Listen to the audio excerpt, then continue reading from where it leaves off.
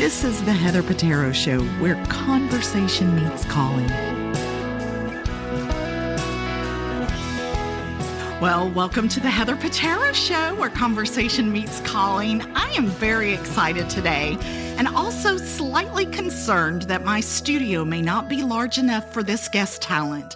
Because when you say someone sings, dances, plays trombone, trumpet, bagpipes, harmonica, harp, piano, recorder, ukulele, banjo, and somehow makes all of it look glamorous, you just don't know what to do with that. My guest today has been called the Wonder Woman of Jazz and Sweden's Queen of Swing. She has performed at the Royal Palace in Stockholm for the King, sold out Birdland in New York, headlined SF Jazz, and worked with Postmodern Jukebox in videos seen by tens of millions of people. And when the world shut down in 2020, she turned her California backyard into a stage for the whole internet. She makes serious musicianship feel playful, glamorous, joyful, and completely irresistible. Underneath all that sparkle is deep musical legacy, family, discipline, history, and an artist who is not preserving jazz by putting it behind glass. She is preserving it by throwing open the doors and inviting everyone to dance. Gunhild Carling, welcome to the show. Wow, thank you. What an introduction. It's all true, darling. It's all true. Thank you. So I have to tell you, this music is especially close to home for me. My husband, Glenn's grandfather played with Artie Shaw and Guy Lombardo. So early jazz, swing, big band, and all of that beautiful classic American music has always had a special place in our family and our home. And that is one of the things I love about what you do. You are not just copying the past. You are taking these classic sounds, the joy, the style, the swing, the elegance, the humor, and adding your own life to them. It feels fresh. It feels alive, and it feels like the music walked out of history and put on a fabulous dress, grabbed a horn, and said, "I'm not done yet." So I am personally delighted to have you here. I'm delighted. Okay, first of all, Guy Lombardo, you know who had him as idol? It was Louis Armstrong. He actually wanted to sound like Guy Lombardo. So, I mean, it's, and he is my absolute idol, Louis Armstrong. And, I must say that, thank you for this introduction. But the thing is, like, I love jazz, and I believe in, if I am inspired, inspiration is contagious. And when you are very, passionate, passion is contagious. So if I just do one thing with passion, everybody around me will be inspired and jealous of my passion and want to be a part of it. Not necessarily whatever music I play, but I'm very passionate about jazz. So because of that, I play and I feel that I can talk to people because I play it here and now, and I take a lot from different jazz musicians, phrasing, tone, and everything, but everything has to be reinvented today, every day. Yes. And you take it for your own. And it's like I said, you just put a fabulous dress and some lipstick on it, and it just becomes something new, and I love that. Yeah, I must say, this music is so fantastic. But I'm also a woman, and I love to dress up and high heels and pearls and perfume, and I love it. Yes, and I think that's part of what is so beautiful about what you do is you look beautiful doing it. So you got the whole package. It's so much fun. So with this music, it's but it's like a party or a dinner or something. Nothing is for granted. So you have to invent the inspiration and the meaning of what am I doing, which is significant for life itself. You have to invent it.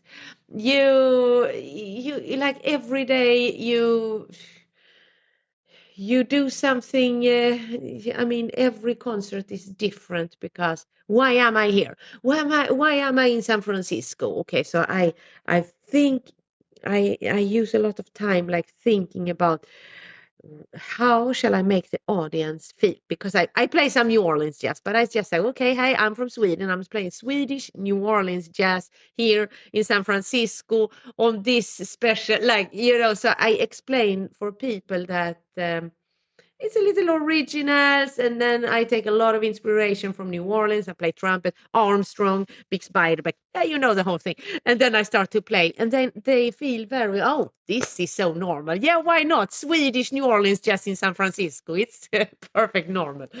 And they feel very comfortable.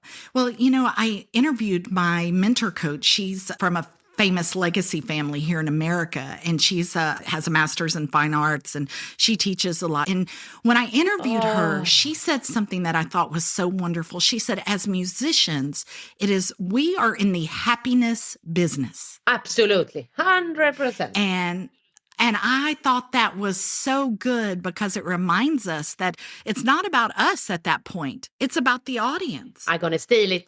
Oh my God. Best thing ever. I thought it was good too. Yeah, I say we are in the feeling business, feel good business, because we shall also create tears and, everything. Yeah, but I think, as she said, when we get on stage, we're kind of escapism for people, because they see completely. Us. They want to be us. They want to be beautiful like us. They want to have the talent like us. They want to be us for a moment and get out of their own lives. But at the same time, I think it also helps them understand their lives better when they are able to feel the music and to escape for just a little bit. Yeah, that's absolutely 100% true. The escapism. I want to start at the beginning, because most of us did not grow up in a house where picking up the trombone, the recorder, or the bagpipe was apparently just any other Tuesday. Your father was already a legend in Sweden. He was the king of trad jazz, and your mother was on banjo, and the house was full of horns and rope dancers and visiting musicians. What did music feel like in your home growing up? Was it just joyful or was it structured practice, or just all of the above? No, we had, very good question. So when I grew up, I am number 3 in a sibling of 4 siblings. So my father, he was a total legend, and wow, in the 50s and the 60s, but I'm born in the 70s, and jazz was out of the picture at that time. So he was a dated legend that everyone thought was like, this old crap that you are doing. Oh, who listens to Big Spider? But nowadays, and Louis Armstrong, and so it was like new things coming in, and so. So the thing was that we had like a Renaissance vibe at home, that you should do many things. You should dance, sew costumes, you should build your instruments, you should read thousands and thousands of books, write poetry, and do theater, variety, play music, and all of this. Like, you shall do a lot of things and be creative human. And we were all into that. Very much. But since I said this was a little before I remember, because when I was a kid, there came other trad jazz musicians to us at home, and we were playing together, and I learned jazz because they came home to me, and I heard it from a very early age. I heard it like from I was 5. So you wanted to do the music as well. It wasn't just something your family did, but it's something that you wanted to do as well. Yeah, and also there is something about jazz, I would say, especially traditional jazz, the New Orleans thing, that you cannot learn it from reading it. You have to learn it from somebody who has been in it.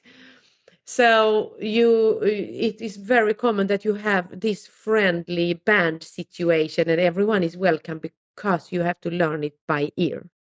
And so I was sitting with the band and playing, and okay, so this is how it is. And then you learn the phrasing when you see how somebody do. Okay, I can do it too. Well, you've said Yeah. you've never been to a music teacher and not one lesson. And of course, I've taught music for almost 3 decades, so I'm fascinated by this. When the school is the dinner table and the rehearsal room and the family bandstand and the listening ear, what does practicing even mean? Yeah, I don't remember that I have practiced because we have played together. And I think that either you play and play and play, or you have parents that are technically deaf. So they don't, you, because it's so long time when you play music that you play out of tune and I mean, it takes such a long time. Example, a violin player, and if you play trumpet, it takes a long time to get the tone. I don't remember all this. I just remember that I played and it sounded fantastic in my ears. Yes. Yes. Did your dad ever correct you when you were growing up and he was teaching you? He corrected jazz feel that this so you have to play syncopated and blue, and he was correcting that this is not syncopated enough or so. Yeah, he did. So he didn't like any other music than jazz.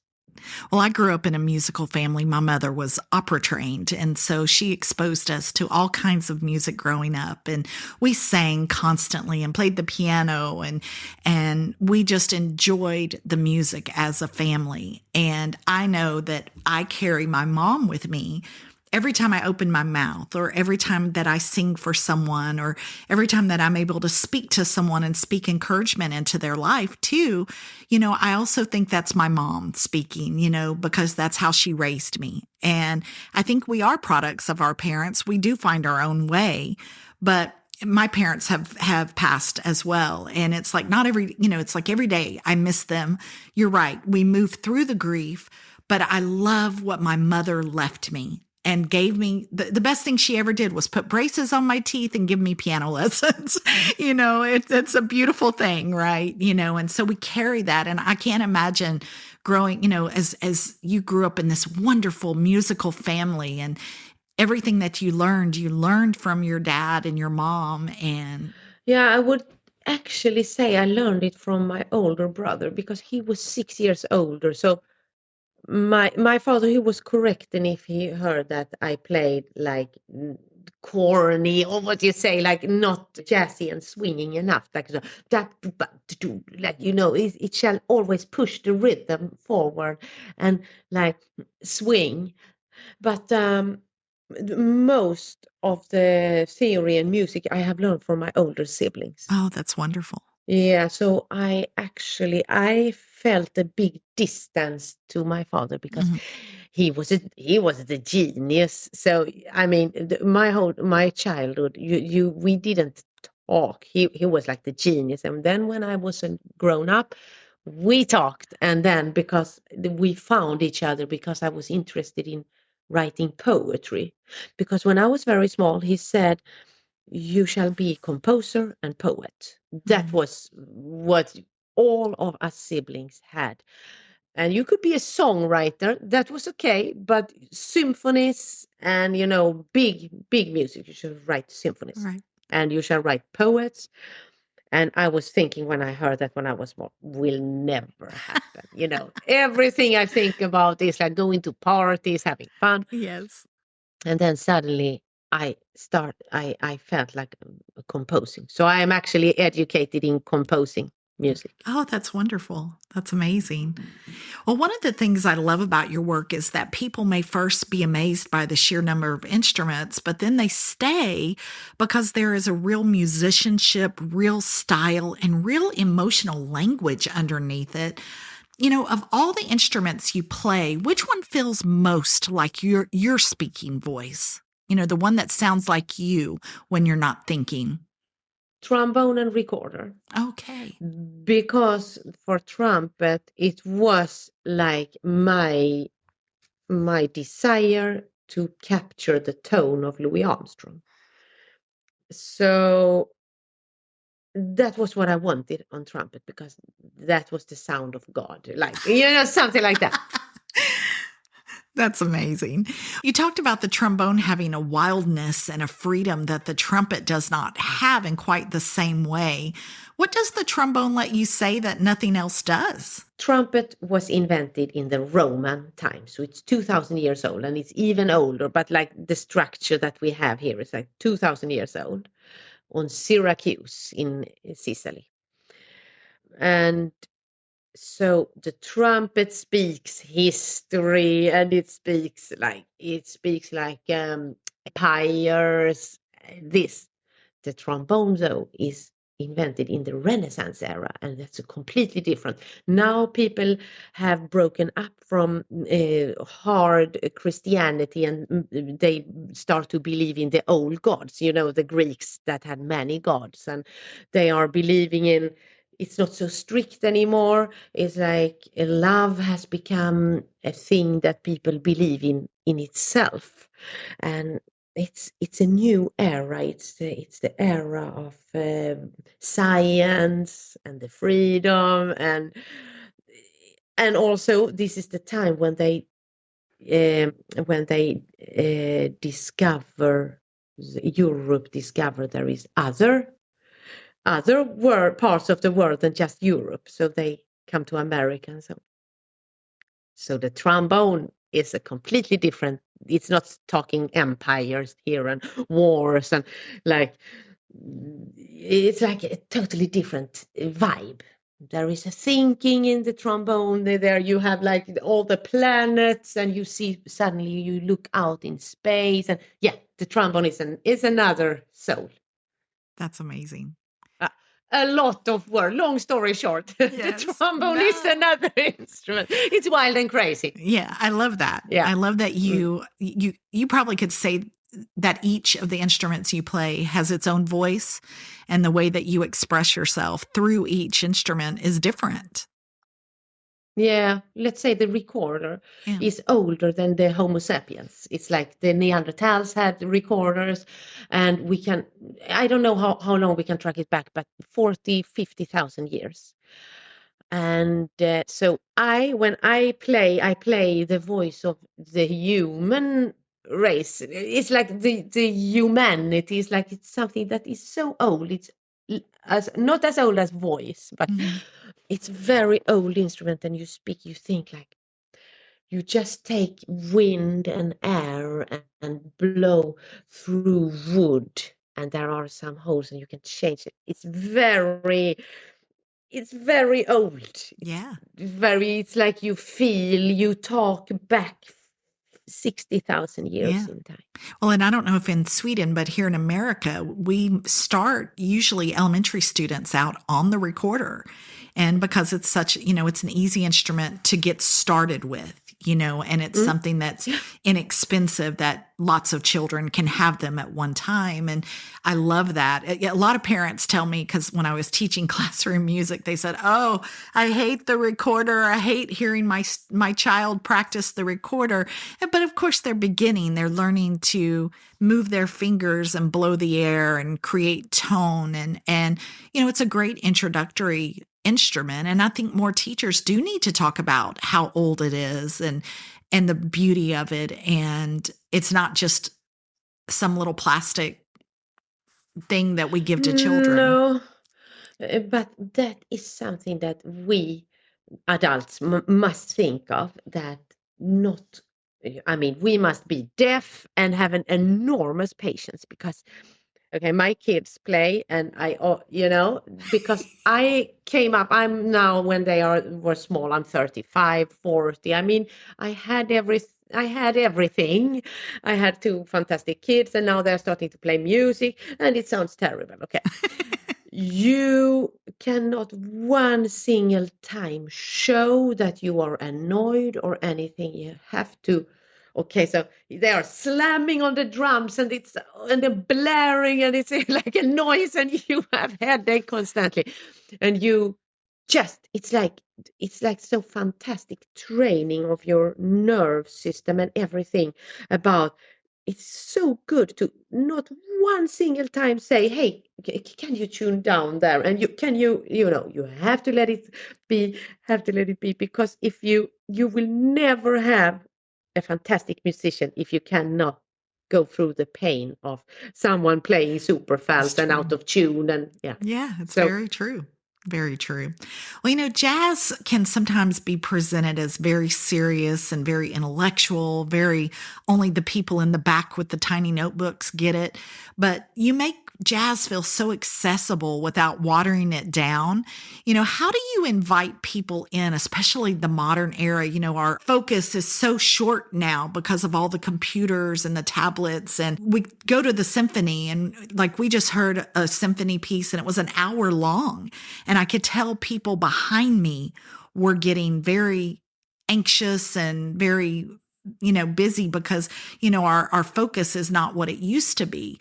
So in the modern audience, what do you think is the key to attracting them to the jazz that you're playing? yeah, there is not one answer. I can only say my answer is that okay, we are bombed with information and everything, but after all, it's the human inspiration and motivation is what we all are after. Like I must be motivated. What shall I do? Okay, I go out and plant in the garden, or because if your motivation and your drive and your inspiration dies, then everything is in vain. What shall you do? So I just try to I just try to keep it alive what I do. And everyone here on earth, we are different, everyone in a different way, and we are very alike. We think alike. So I think that I do something that is completely out of fashion.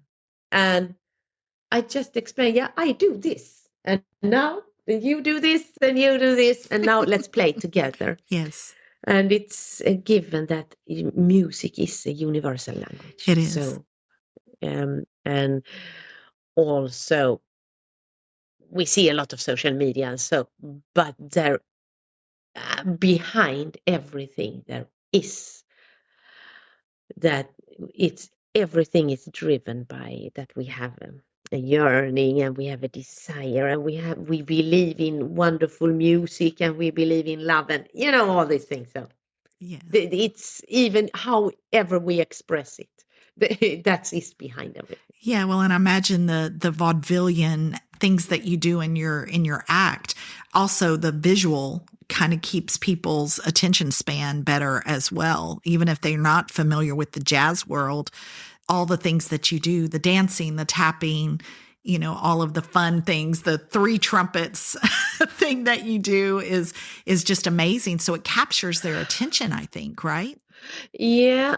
Okay, so here is the ridiculous thing. I believe in vaudeville as much as I believe, because it's an art, it's a form of art, and it's very nowadays, or maybe always was very low on the social ladder. But when you come to art, there was a time when jazz was not high on the social ladder. If we start to think about this, we will like lose our focus. I love vaudeville because I love this form. It's older than jazz. It's like from 1890 to 1910. And it was completely smashed and crashed when jazz came, because people didn't want to see a juggler or someone playing 3 trumpets at the same time. That was like old fashioned. They wanted to hear jazz and they wanted to dance. So this came with the 20th century, but it's an old form and I love it so much. And I believe in it. Like, it's as serious to me as classical music. But, I can't help. People laugh at it and talk down on it and say, you have to stop playing 3 trumpets at the same time. But I do it because I believe it. It's art. To me, it's super fine art. Yes. And the fact that you're able to do it makes it even more artful, in my opinion. Well, in 2018, you moved your family from Sweden to California. You don't think about hearing hot jazz and vaudeville queen in Cupertino, California. You don't think about that. No. What surprised you most about moving to America, and the good and maybe even funny surprises? And what did you miss about Sweden when you came to California? No, but you don't think of a New Orleans jazz band and the vaudeville queen in Sweden as well. So if you can do it in Sweden, you can do it in America. Anywhere, You can right? put it yeah, anywhere. You can do it anywhere because, as I said, it's universal language, and we have each other. And so I had this tour with Postmodern Jukebox, and Postmodern Jukebox is a phenomenon. Scott Bradley is a complete genius. He has figured out the thing, and he is traveling the world. And I met you because of Postmodern Jukebox. I have met so many fantastic people and musicians. But I was touring, and then my husband, he was invited to work for Meta. So that's the reason why I live in San Francisco. Because he works for Meta, and he is an engineer. So he was working with the sound, and it's so complicated thing. I don't even know what to say. I should just say something to wait a second. Jag är snart klar. Jag håller bara på att berätta min story of my life och sen är jag snart klar. Så ska vi gå på restaurang. That was Swedish. Yes. My parents-in-law, they came all the way from Sweden because my son is graduating. Oh, congratulations. Yeah. That's wonderful. And but I came here and I have been thinking, I believe in fate. So I can be anywhere because I believe very much like there is a story of my life that I didn't write. It was written for me. And it can, because I've played so fantastic things, and back in Sweden, I suddenly one year, boom, I became a TV star. And then when you're a TV star, then you do everything, and then it leads somewhere else. And then came social media, and I had a viral hit 2016 that were like all over the world. It was in Africa. It started in Africa, which is uncommon. Started in Africa, and I had like 20 million views, and then it came to South America, up to Europe, and then over to America. So in 2016, I had a viral hit that was all over the world. And after that, I could technically go everywhere and play. Why did I end up in San Francisco? I ask myself that because it's an outcast. And from European eyes now. Right. Yes. I don't. Sorry for saying so. If you live, you're the furthest away from Sweden you can ever come. Right. So, actually, there is a jazz life here, and I found it here. They play New Orleans jazz here, and I think there's a meaning I ended up here. And America has been fantastic to me because, if you sell some tickets, you have a chance to play at the theater, and I play here, there, and everywhere, and I play all over the place. First, with Postmodern Jukebox, they have been the mothership that took me around everywhere. And then people got to know me. I played for 1,000 people every night for 3 years or something. So I'm exaggerating now, but something like that. And then people knew who I was, and I could do tours at the same places, and people go, I saw you on Postmodern Jukebox, and now you're here with your own show. So 2 years later, after you moved to California, the world shuts down, and you started live streaming concerts every Sunday from your own backyard. And I love the way that you said it. Instead of traveling all over the world, we invited the world to my living room. What did that pivot to your relationship with the audience? What did that do to your relationship? First of all, it did very much to my relationship with my family, because the truth was I had almost never been home, and I had 2 kids and a husband that is like making everything work at home, and I come and go. And suddenly I was home, and it was so fantastic. And then my neighbors, who now was out of work and didn't go to school, and so they started to knock on the door, and because they live in the same house here, okay, so you were not allowed to have be in somebody else's house, but since we live in the same house, the rules said that we could we live in the same environment. So they started to knock on the door, and there come more and more people, and we started to play together and live stream. And we live streamed. I live streamed every day because it made me feel so good. And the thing was, it kept other people alive, and they told me that they was living for these live streams because it was like we were friends and we were playing, some cozy songs from the Great American Songbook. What do you want to hear today? I can't give you anything but love. Oh, I can play that. It was like, so yeah, we had a hang on internet, and every show was seen by at least 50,000 people. So it was a lot. It was my breakthrough, actually. Sure. Well, and I think I've said this before that, when 2020 happened, musicians and movie makers and authors, artists in general were told we were non-essential, but yet how many people survived because they had music and art and movies and books. And I think we are very essential. Music is life-giving. It's healing. Oh, yeah. And, the fact that people were tuning in every day to catch you playing in your backyard and being able to interact with you on a personal level, you did probably save a lot of people in that time, and people that you don't even know how many lives you touched. What a gift. No, it was fantastic. But I had some fans that was like donating money constantly. So when it was losing up a little, you couldn't do concerts, but you were allowed to have friends over for dinner if they were 6 feet away or something like that. Yeah. I could hire some musicians to like lighten the burden, because I was playing here with complete amateurs. It was moms and kids and like from the neighborhood that came and played with me. That's wonderful. Well, let's talk. It was fantastic. Let's talk about your album. The title is Jazz is My Lifestyle, and it feels so much more than a title. It almost sounds like a thesis statement. What does that phrase actually mean to you? I see in jazz that you improvise. It's great lyrics, it's great chord changes. It's very intellectual, but it's very wild, and it's very free.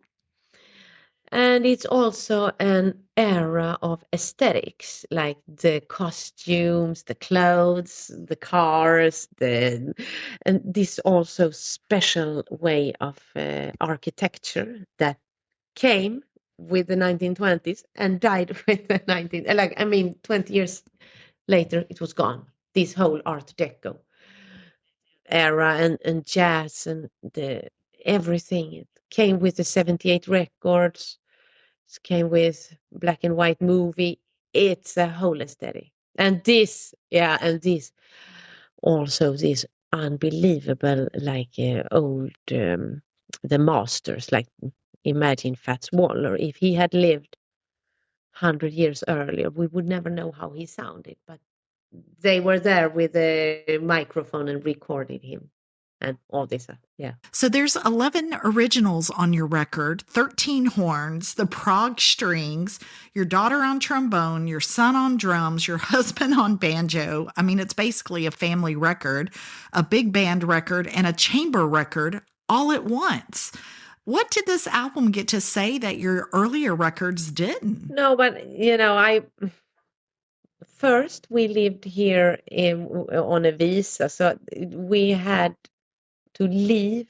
The visa expired every year, so we had to leave and see if we could have a new visa. And so we live day by day. And as the situation is in Silicon Valley, but that's the difference to Sweden, but as it was here, if you are fired, you are fired. You don't know from day to day. That just come two people and say, hey, you are fired. And then you have to go, and on our visa, we had to leave within 24 hours. So you could be fired. You could have to leave and your visa expired any day. So when you live under those conditions, it's very good. It's optimal for an artist, because you have to give everything. And I wanted to do this because we gather all the good musicians together, and we hired Frank Sinatra studio in Los Angeles, and I took my family there, and I had my songs, and I had a good arranger going through the arrangements and see that and he also Michelangelo wrote a few arrangements, and we did this recording, and I had Scotty Barnard playing. He's from the Count Basie Orchestra, playing some solos. So we had like legends and stars, family, my compositions, and me there in the middle as the shining superstar. And it has given me so much. Big bands from the whole world has called me and said, we have to come. So we play this repertoire from this record. So I have to do a new one. Yes. You want to give everybody an equal shot here. And then the Count Basie Orchestra called me and said, we must do a tour. So we did a tour together, both in America and Europe. Yeah, that's amazing. Okay, I need a girl-to-girl moment here because your clothes are fantastic. The dresses, the colors, the vintage silhouettes, the sparkle. It is just joyful and glamorous. And I have questions. Where do you find your clothes? So I find my clothes, I sew them myself. So not from scratch. I go to a store because I want quality, and I buy a dress and I remodel it. That's amazing. Into a 1920s party dress. That's amazing. Well, I was wondering where you shopped because I'm such a girly girl myself. I like the sparkles. So fringes, pearls, feathers. Yeah, you had that. I know, all of it, right? Do you have someone who makes pieces just for you, like maybe even your hair pieces, or are you just the queen of finding fabulous things? Yeah, I find it and I remodel it myself. Yeah, so I have something that is my own. Oh, that's amazing. Has there ever been an outfit that looked amazing but was absolutely impossible to perform in, or do you kind of work that out as you're remodeling it? No, it has to be comfortable because since it's very physical what I do, so it cannot burst or explode or rip or anything. So it has to be steady, not too tight. Yeah, for sure. Yeah, especially with you tapping and dancing and everything. So. Tapping and dancing, but it has to be high heels. Oh, yeah, of course. Always, yeah. I would not expect anything less. No. Well, you said once that jazz is everything I listen to. I play it, I think it. Jazz is always in my head. That's a vocation, in my opinion, not a hobby. And when music is your whole life, your work, your family, your travel, your friendships, your reason to get up, how do you keep it from burning you out day after day? Yeah, that is the thing that keeps me away from burning out, because I put my belief in jazz. So actually everything is the book, the Great American Songbook.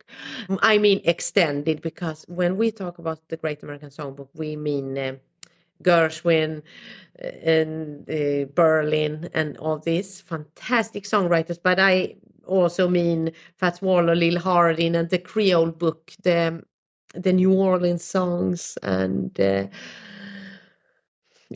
everything. And everything is there, and I believe in the music, and family is very. A family is like a band, and a band is like a family. Music is very like the universe, and so I feel very balanced. The question is why I'm not burnt out. I don't know. I don't think I'm not there yet. I don't know how I should be burnt out, because I do what I love, and I love what I do. Well, and I think that's part of it, is that we do love what we do. And as a teacher, I'm coming up on 28 years of teaching music, and I still find joy. When my feet hit the floor in the morning, I say, I still get to make a difference, and I love that. that I still get to make a difference in people's lives. You know, my youngest student is 5 and my oldest student is 75. And so it's a beautiful thing when you know that you have purpose. And I think that makes a difference too, is knowing that the music and what we do matters. Yeah, it's also, I have been thinking about what is burnt out. I think maybe that you have been put in a situation where you were not appreciated as much as you work more and don't have appreciation. So it's very important to put yourself in a situation where, okay, it's easy to say now, but it's to avoid situation where people can stab stab at you. And so, but you know, it's easy to say. It's very easy to say if you have the choice.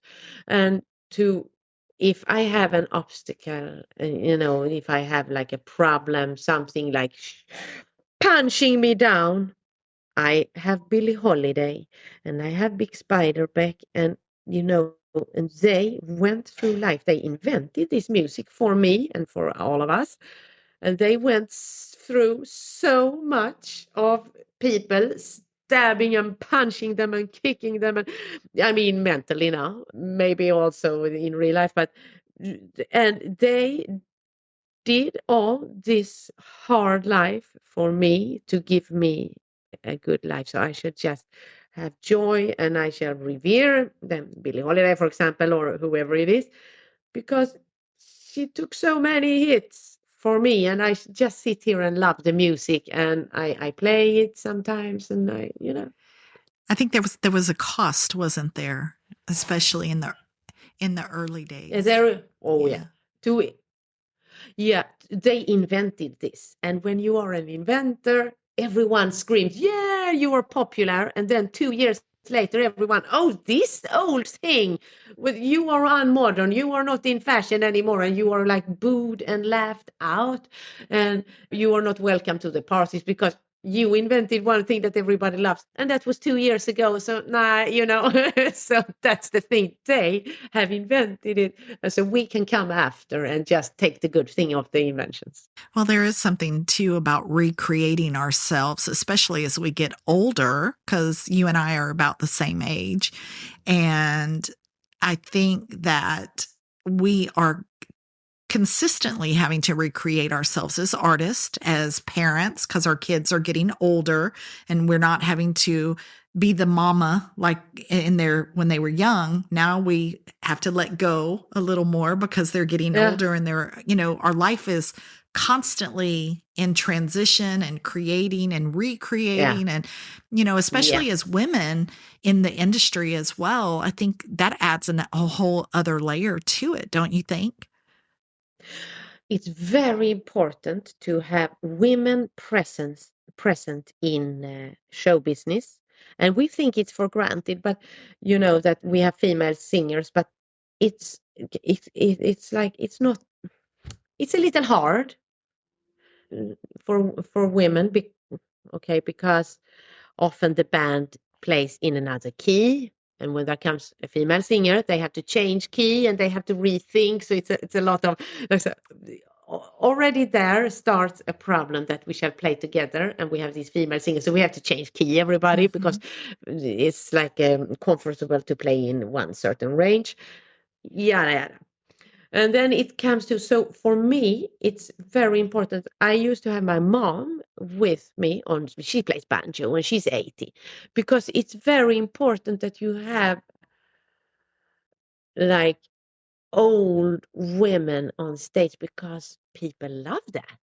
They love to see how an 80 years old person sits there and love the music and enjoying it. And so she's often, I love it. And it's important that you have your kids with, because I mean, it's music, and music is life, and life is music, and and I mean, everyone shall have a relationship to music. And when we talk about like my shows, it's like all kinds of people shall be on stage and play. And it's important that everyone, that you don't think that, oh, I'm too old or I am too this or that, like.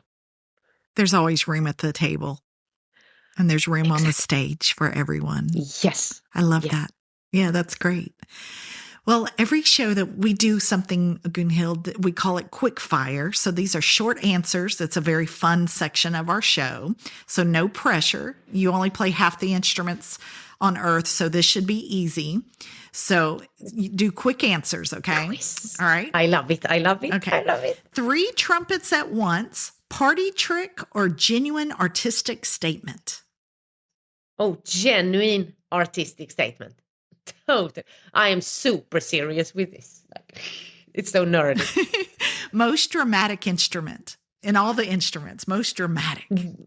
Dramatic. Flute. The flute. Oh, very nice. Tap shoes, the shuffle or the click?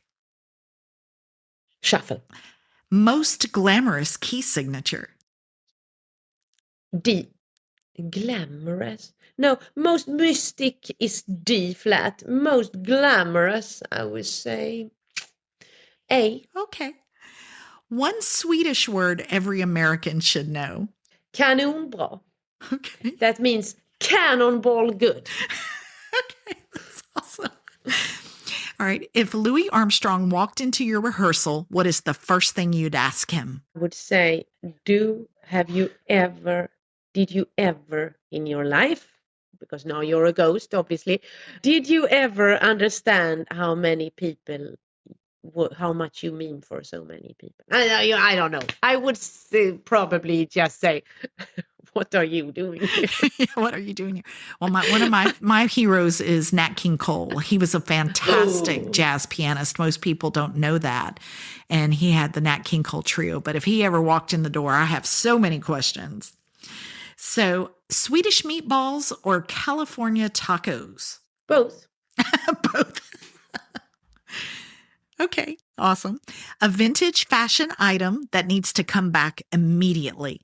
All of them. All of them. Okay, I love that. All of them. I mean, we talk fashion now, Yeah. but I mean 1920s, because the corsets and 1 billion buttons. No, we don't skip want that. Yeah, we No, don't need that. we are modern people with not too much time to button up and button Right. down. And so. I like the flapper dresses, though, for sure. Oh, flapper dress, high heels, perfume, pearls. The little chokers. I mean, every chokers. Oh my God. And I mean, everything, because we live in a too non-fashionable era right now. Yes, for sure. So what is your go-to must-have skincare or makeup product? The one that travels with you like an emotional support animal? Perfume. Perfume. Oh, nice. Yeah. I always have perfume, Oh. because also when you are an artist, it must be a little forbidden. And, people are against perfume today. They Yes. think it's like, oh, I have asthma. And so, and, I think people have asthma. So I don't want to offend them. But the perfume is like so classic female. Yes, for sure. An instrument that you have not learned yet, but it's on the list. I'm just now trying to learn soprano sax. Oh, very nice. Mm. Very nice. All right, last one. Weirdest place you have ever practiced an instrument? I mean, I play until neighbors complain. Oh, you play. So I don't know. I have no answer on that. Yeah, that's okay. That's okay. Yeah. Yeah, as I've had to practice. You mean sing in the shower or something like that? No, I've had to practice outside in a warehouse, thing. So because that's where we were practicing. So I've had to do strange things sometimes. So, yeah. Well, listen, Gunhild, this has been such a joy. I love talking with artists who remind us that excellence does not have to be stiff and joy does not mean shallow. Your work is technically brilliant and it is generous. You invite people in. You make jazz feel alive, glamorous, funny, soulful, and human.